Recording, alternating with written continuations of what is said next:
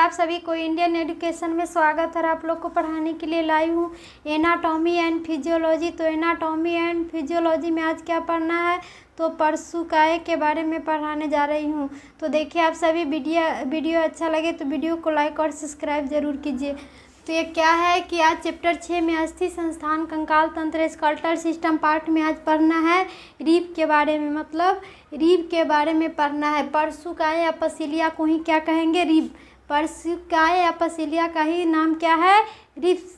तो ये पसीलिया चपटी हल्की सी घुमावदार अस्थि की पटिया, ये पसीलिया कैसी होती है, तो घुमावदार के रूप में और हल्की सी चपटी के रूप में, और अस्थि की पटिया या स्ट्रिप्स होती है। ये पसीलिया चपटी और घुमावदार अस्थिया के रूप में ये पटिया क्या होगा, तो स्ट्रिप्स होती है। जो बच्चे पिंजरे का अधिकांश, जो किसके, तो बच्चे पिंजरे का अधिकांश भाग बनाती है। जो पिंजरे का कौन भाग, तो ये अधिकांश भाग बनाती है। इनके प्रायः 12 जोड़े होते हैं। और पसीलिया का कितने जोड़ी होती है रीब, तो ये रीब 12 जोड़े होती है, जिनमें से प्रत्येक पीछे की ओर वर्टेब्रल कॉलम, जिनमें से क्या होती है, तो पीछे की ओर किसके, तो ये रीब के पीछे की ओर वर्टेब्रल, जो वर्टेब्रल कॉलम संधिबद्ध रहता है। और वर्टेब्रल कॉलम से पीछे की ओर से ये रीब क्या होती है,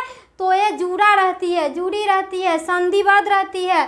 तथा 8वीं से 12वीं पसीलियों को, और 8वीं रीब से 12वीं रीब की पसीलियों की लंबाई घटती जाती है। 8वीं से 12वीं रीब की पसीलिया की लंबाई क्या होती है, तो घटती जाती है। और पसीलियों के बीच स्थान स्पेस के अंतरा परसुकी अवकाश, जो बीच के स्थान के पसीलियों में क्या होगा, तो स्पेस में, तो अंतरा परसुकी अवकाश या इंटरकोस्टल स्पेस कहते हैं। और बीच के स्थान को पसीलियों को क्या कहेंगे, तो इंटरकोस्टल स्पेस कहते हैं। जिसमें अंतरा परसुकी पेशिया, जिसमें बीच में क्या होगा, अंतरा पेशिया, और इंटरकोस्टल मस्कुल जो विद्यमान रहता है। और जिसमें अंतरा परसुकी पेशिया में कौन, तो इंटरकोस्टल मस्कुल विद्यमान रहता है। और ऊपर की 7 जोड़ी पसीलिया, जो रीब के ऊपर की ओर कितनी पसीलिया,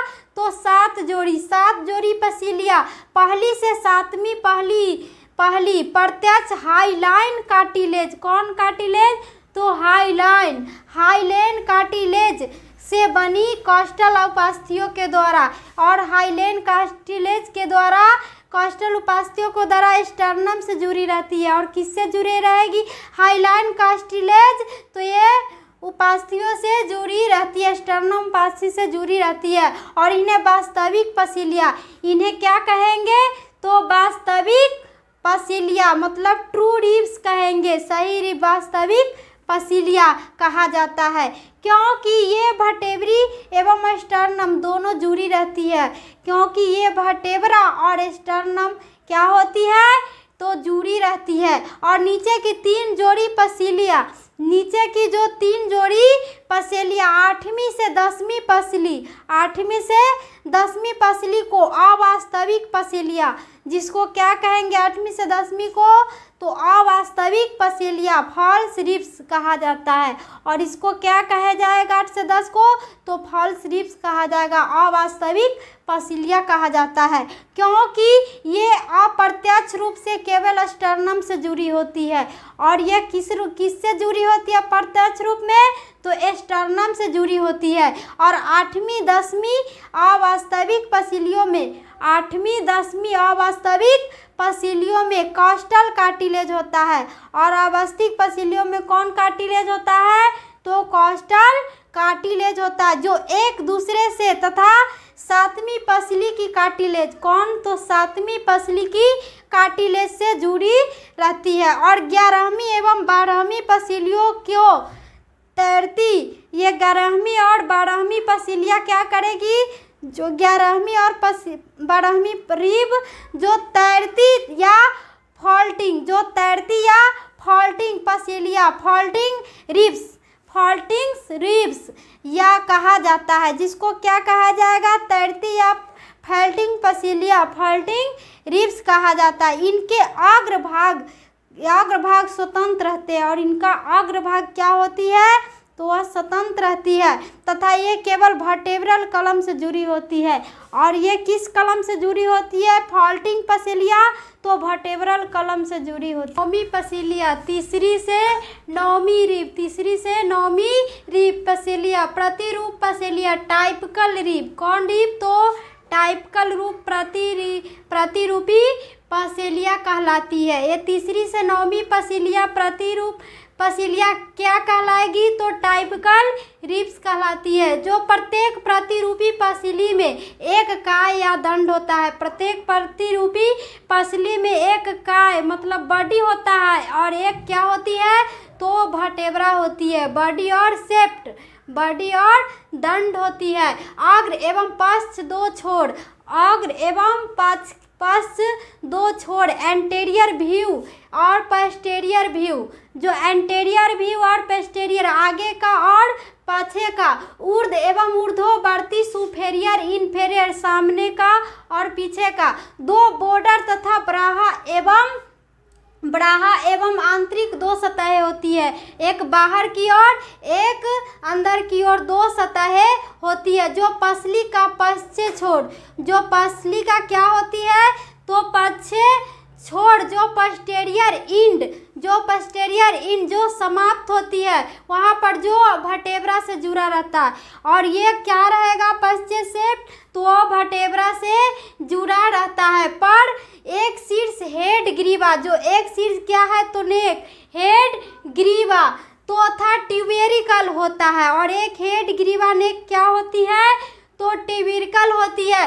जो शीर्ष में दो चिकने गड्ढे जो शीर्ष में दो क्या होती है तो चिकने गड्ढे होती है और फैक्ट होती है। जो दो चिकने गड्ढे और फैक्ट होती जो संबंधित वर्टेब्री के काय बॉडी से जुड़े रहते हैं। जो संबंधित किससे जुड़े रहती है तो वर्टेब्री काय मतलब बॉडी से जुड़ी रहती है। और शीर्ष एवं ट्यूबेरिकल के बीच छोटी चौड़ी ग्रीवा नेक होती है और ठीक चौड़ी सिरा से क्या होती है तो एक नेक होती है ग्रीवा होती है और अवस्थित रहती है। और ट्यूबेरिकल पसली का काय एवं ग्रीवा के मध्य अवस्थित रहता है। ठीक और ग्रीवा के मध्य क्या होगा तो वह अवस्थित रहता है। जो वर्टेब्रा के ट्रांसवर्स प्रवर्ध के साथ संधायक सतह आर्टिकुलर सरफेस बनाता है। कौन सरफेस तो आर्टिकुलर सरफेस बनाता है। जो काय या सेप्ट पहली का मुख्य भाग होता है। पहली मुख्य भाग क्या होगा तो काय और सेप्ट पहली मुख्य भाग होगा। जो अपने ट्यूबेरिकल के संगम स्थल को बाद ही आगे की ओर घुमा हुआ जो आगे की ओर क्या होगा तो घुमा हुआ से सर्फली कर्वेड होता है। जो सर्फली कर्वेड होगा और यही स्थान पसली का कोण एंगल ऑफ द रिब कहलाएगा। और यही स्थान क्या कहेगा घुमा हुआ भाग तो एंगल ऑफ रिब कहलाता है। एंगल ऑफ ये घुमावदार वाला भाग एंगल ऑफ रिब कहलाएगा जो कोण के आकार में बन जाती है। तो यह फिर भी नीचे की ओर आर्च ग्रूव कोस्टल ग्रोव होता है। जो फिर भी नीचे की ओर क्या होती है तो कोस्टल ग्रोव होती है। जो अंतरा परसुकी जो कौन परसुकी होती है तो अंतरा परसुकी या रक्त वाहिकाओं एवं तंत्रिकाओं के लिए ये सुरक्षात्मक मार्ग बनाती है। और ये कौन मार्ग बनाती है तो सुरक्षा करने वाले सुरक्षात्मक मार्ग बनाती है। तो यही क्या है पसीलिया चित्र में क्या है कि पसीलिया पांचवी बारहवीं एवं पहली रिब ये चित्र है। तो ये पहली फर्स्ट रिब ऐसी दिखाई देती है। तो ये हो गया 12 रिब ये 12 वाला रिब ऐसे दिखाई देगा। तो ये है क्या पसीलिया ये क्या है तो रिब है। ये रिब क्या है तो घुमावदार जैसे होती है और कैसी दिखेगी तो ये छोटी दिखाई देती है।